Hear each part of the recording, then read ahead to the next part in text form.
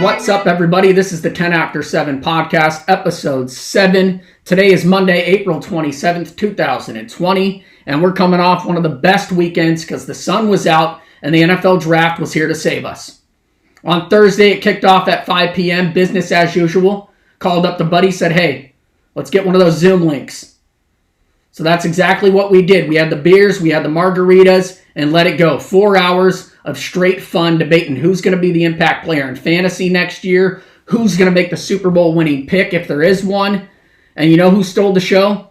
Let's take you to the full video, the full recording of the Green Bay Packers pick at number 26th in the first round. And with the 26th pick of the 2020 NFL Draft, the Green Bay Packers select No Idea What the Fuck We're Doing, No Clue University. And there you have it. The Green Bay Packers. Not only did they make the most baffling pick in the first round, that's going to be all the talk leading up this whole week, and probably for the next 3 years it's going to be the talk of the town. The Green Bay Packers decided to select Jordan Love, quarterback out of Utah State, with the 26th overall pick in the first round. You know what's crazy about that? They didn't have the 26th pick in the first round. No, they traded up to take that quarterback out of Utah State, while Aaron Rodgers, arguably one of the best quarterbacks to ever play the game, is in their house and has 4 years left on his current deal. So why did the Green Bay Packers make this move? It all comes full circle, ladies and gentlemen.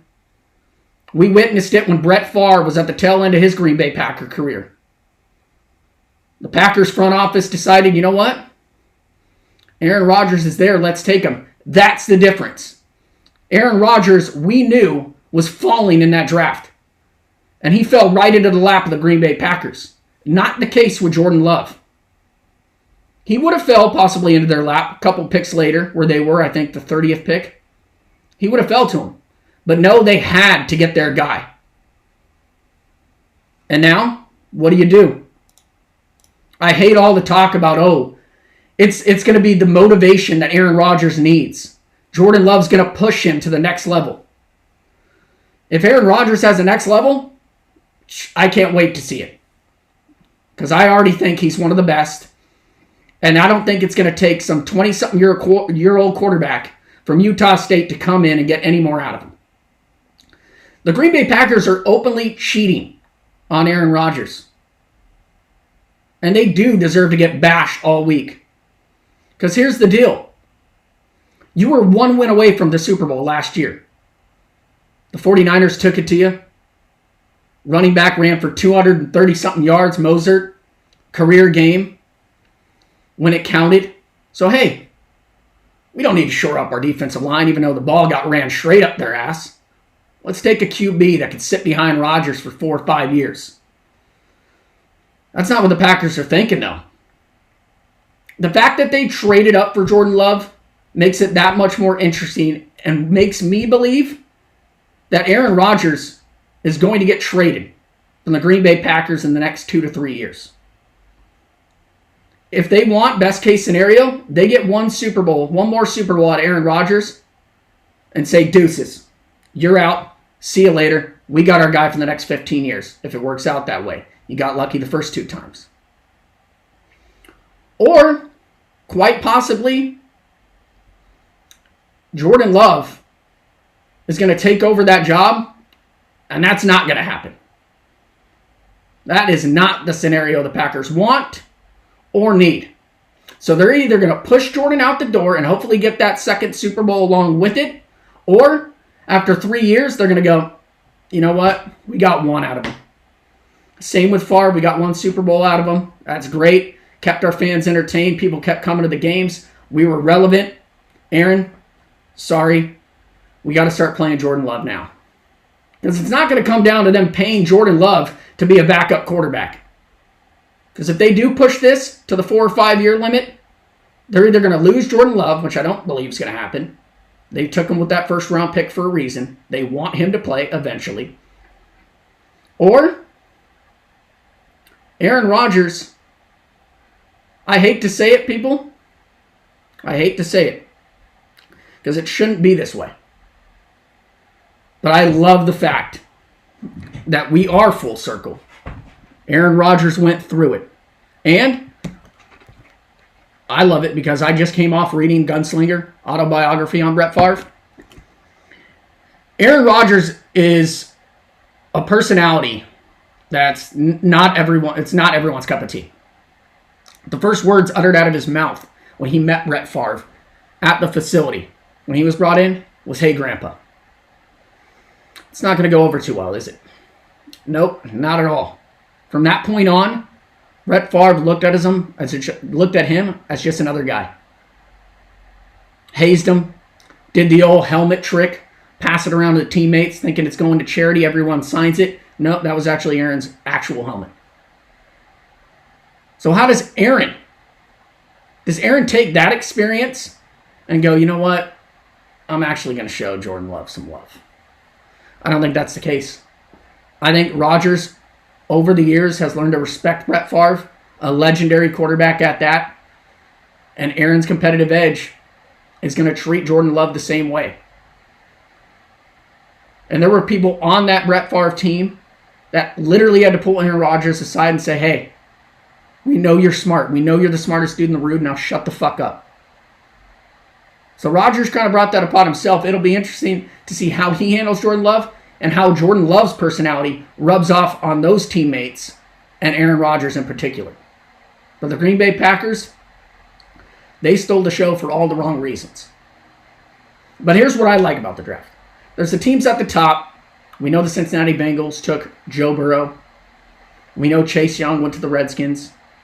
And we do know that the Miami Dolphins got Tua Tagovailoa. Those teams, I'm not going to worry about. I'll worry about those teams in like 3 years when those picks come to fruition and they're actually battling for a spot to possibly make the playoffs. But they're at the top for a reason. They've been bad, and they probably will be bad for the next couple of years. I look at the next tier. Who are those teams that were bad but made a couple of picks, and they're going to be in the playoff hunt? May not make the playoffs, but they'll be in the hunt for sure. And I look at the team like the New York Jets. They have their quarterback, who they believe is their quarterback, in Sam Darnold. Went out and got a tackle. Mekhi Becton out of Louisville, ginormous human being. And they got Denzel Mims, the Baylor receiver. Right there, you have your quarterback. Now get a lineman with your first-round pick and get him a weapon. The receiving core still looks pretty trash. They lost Robbie Anderson. Kunwa, I spent about $50 on him last year in fantasy. Bad decision. Is Jamison Crowder still on that ball club? I don't know. It doesn't look great. But I like the fact that they're getting guys for their franchise quarterback to possibly produce. Another team, I like what the Colts did. The Packers moved up to get Jordan Love because it's already out there. Now the Colts were coming from second round to the first to grab Jordan Love. So the Colts had to get a quarterback later on. Fourth round, they pick up Jake Eason. It's out there, doesn't move really well. Cannon of an arm. Got beat out by Georgia quarterback Jake Fromm, had to transfer back to Washington. So they got a QB. But in the second rounds, they got Michael Pittman Jr., big, tall receiver from USC. And they got Jonathan Taylor, Wisconsin running back. Weapons. 1 year of Phillip Rivers. Maybe teaches Jacob Eason a thing or two. And they could be in the hunt. I know Michael Pittman might help him now. And then the Browns, people are saying, had a good draft. Because usually the Browns are just going for splash. Let's get the guy with the big name. This year, they got Dredrick Wills, arguably the best offensive lineman in the entire draft. And they got Grant Delpit, the DB at LSU, shoring up their defense. That's a team that we know has Odell Beckham, Jarvis Landry. They were the talk of the town last year and then fell flat on their face. New coach comes in. Let's see if Wills could come right in and help that offensive line, which I believe he will. So those are the three teams that are going to be in the hunt. Possible playoff teams. Listen, if the Jets are terrible, don't come after me. I've just been pulling for the Jets since Rex Ryan was there. Cool uniforms, cool color, lay off. And then there's the teams that last year, Green Bay Packers could have been in that list, that were 1 or 2 wins away from getting the Super Bowl. Or a team like the 49ers, who maybe had the best draft, that lost in the Super Bowl. They go out and get another receiver, Brandon Ayuk, Arizona State, in the first round. Then at the back end of the first round, they get Javon Kinlaw, a D tackle of it. And then here we go. This week, they traded for an offensive lineman, Trent Williams, from the Washington Redskins. And that was on the eve of Joe Staley, their current lineman, retiring after 13 years in the NFL. So it looks like the 49ers are reloading, and they're going to be right back there next year. Another team's the Ravens. People love what they did. They got LSU linebacker Patrick Queen, hell of an athlete. And then they got J.K. Dobbins in the second round, running back. We know they're a run-heavy team. And J.K., there were times last year when I watched Ohio State games that thought, is this guy not the best running back in college football? So they're that team. And then Jerry Jones sitting on his yacht. Shit, he probably has 100 of those. Jerry Jones, talk about falling right into your lap. People had him ranked the number one receiver in the draft. I know I did. CeeDee Lamb. Cowboys snag him. And then in the second round, brother of Trevon Diggs out of Alabama, DB, second longest wingspan in the NFL draft. They grab him. And the Cowboys, people have been waiting for them not to be an 8-8 team. This could be the year where they might make some noise, honestly. CeeDee Lamb as a third receiver with Amari Cooper over there. Who else do they have? Who's their second guy? I'm drawing a blank. Anyway, CeeDee Lamb going there. Unbelievable. McCarthy, new head coach. That offense should actually be somewhat good. So that's three teams that are going to be knocking on the Super Bowl door, ladies and gentlemen. Can I believe I just brought up the Dallas Cowboys? No, because I hate them. America's team, my ass. I usually say the Green Bay Packers are America's team, but right now they look like America's dumbest team, taking Jordan Love in the first round. So that's what I have on the NFL draft. There's grades out there. I was listening to the radio this morning. Apparently there was 4 teams that had A+. If you're a fan of a team, you could go on the internet and you could find the grade that you want for your team. They're out there. I guarantee you one website has your team getting an A and another has them getting an F. If you want to search that out, be my guest. So those are the teams that did well. Other teams that did bad, I really don't have much for you. The Packers took a shot. And I got a couple buddies, my brother especially is a Packer fan. You're going to go through it again. When Rodgers walks, blame your front office. Hopefully you get that second Super Bowl before then. Let's move on to the Last Dance documentary. Last night, episodes 3 and 4. Another terrific one in my opinion. This one broke down Dennis Rodman, got into the backstory about him. I knew most of that because we've already seen the 30 for 30 on Rodman. They got into the character of Phil Jackson a little bit, where he's from, kind of a hippie, did acid. Phil Jackson right now, behind Michael Jordan, if we're ranking characters in this, I think every person in America, after watching this documentary, is going to say, I want to play for Phil Jackson. I wish I had played for Phil Jackson. There's probably NBA players right now. LeBron James, he's in the argument for the greatest player of all time. Kobe and Michael Jordan had that privilege to play for Phil. And LeBron James is probably looking at it like, damn, I wish I could play for that guy. And the one story comes up. I didn't know this about Rodman. When Scottie Pippen came back after missing 35 games with his injury in 1997, Dennis Rodman kind of felt like the third wheel behind him and Jordan. And he goes up to Phil Jackson straight up during the season in January and asks if he could take a vacation. I love Dennis Rodman. That vacation? Las Vegas. No other place than Sin City. And they brought Michael Jordan into the office to ask, hey, Michael, Dennis wants a vacation. And Michael's like, what the fuck? Yeah, I want a vacation too. I probably need it more than anyone. Yeah, well, Dennis, he wants to go to Vegas. And Phil goes, what if it's just for 48 hours, Dennis? Can you do that? Dennis agrees. 48 hours in Vegas sounds pretty well. I think I did 24 hours, and I thought it was too much. Michael says, we're not getting him back. You let him go, we're not getting him back. Sure enough, Dennis Rodman goes to Vegas, exceeds that 48 hours, and they have to go knocking on his door a couple days later to come get him back to practice. And Carmen Electra's in the documentary, and she still looks pretty damn good.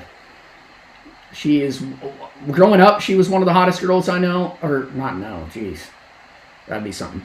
But she was one of the hottest known girls out there. And she is still, I don't know how old she is, it doesn't matter. She's hot.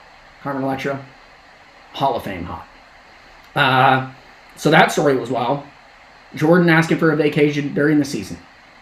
They had the Cleveland shot that Jordan made in 1991. Jordan's highlights.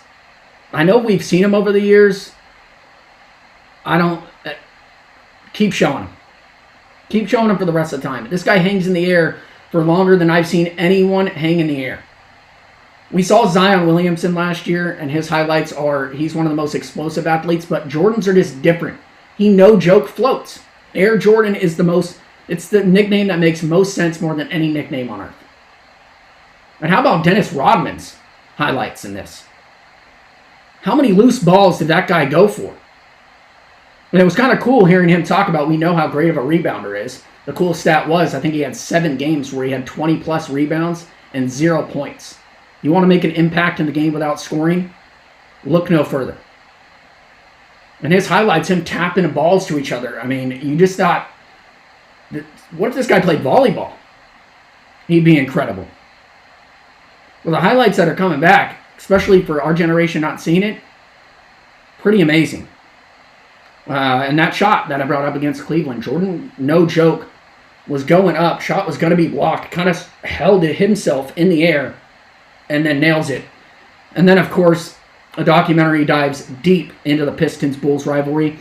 We've kind of seen that already before because there's a documentary out there about the Bad Boys. And, man, no love lost. Try to think about a rivalry in today's age that even comes close to that one. You're not going to find it. Horace Grant's quoted on there as he's talking about the Pistons walking off after the Bulls defeated them in 1991 before the game ends. They pan to Horace Grant and he just goes, straight up bitches. Who's saying that in today's age 20 years from now? No one. They give Michael Jordan the iPad. Here's Isaiah talking about why he walked off. Jordan goes, I don't care. He's probably only saying that because people don't like the way he handled it now. Nothing's going to change how big of an asshole he was. And it's crazy that a handshake is what caused all that. Jordan says, hey, 2 years, I got my ass kicked. I sat there and shook your hand. Isaiah said, hey, when this happened with us in the Boston Celtics, Larry Bird and those guys walked straight off. That's how it was passed. I love that. I love it. It was crazy because when it was going down, I said, man, Isaiah, man, whatever, dude. People lose differently. People take losing differently. If I don't want to shake your hand, I don't have to shake your hand. You're celebrating right now. Celebrate. And then on the other hand, Jordan goes, no, man, we got our asses kicked 2 years in a row, and we went on that court, shook your hand, said congratulations and good luck. I thought about what rivalry lives up to it. Warriors, Cavs. They went at it for the last 5+ years. Doesn't sniff it. Draymond Green, yeah, we know he hit LeBron James below the waist. It's known that they're buddies. I thought Red Sox Yankees back in the early 2000s when the Red Sox hadn't won in forever. There were some brawls in that. And then for football, I think it changes year to year. We saw Peyton Manning, Brady. There was the utmost respect for each other there. There was the Steelers, Bengals. I think there might be stories out there that they actually fought outside of football when they saw each other at clubs. That's as close as we're going to get. I think Joey Porter might have knocked some dude out. I know he ran on the field when he was a coach. So I thought it's awesome. It's only going to get better. I think we're going to start to see more footage. I love the footage that they showed on the team plane in 1998 when they were taking a trip to Salt Lake City. And Jordan's giving one of the rookies a hard time, saying, man, this guy's Dennis Rodman Jr. doesn't get any sleep. And the player's like, man, come on, man. My parents are going to see this. And Michael's like, hey, mom and dad, he's an alcoholic. So Jordan, I can't wait till they get right into that. the actual footage that they've saved up for the last 20 years. But learning more and more about these characters, awesome. Phil Jackson, be my life coach. That dude is awesome. Oh, and posted on my Instagram, Michael Wilbon dropping a motherfuckers. That's the guy I watched on, pardon the interruption, for my entire childhood, every day after school.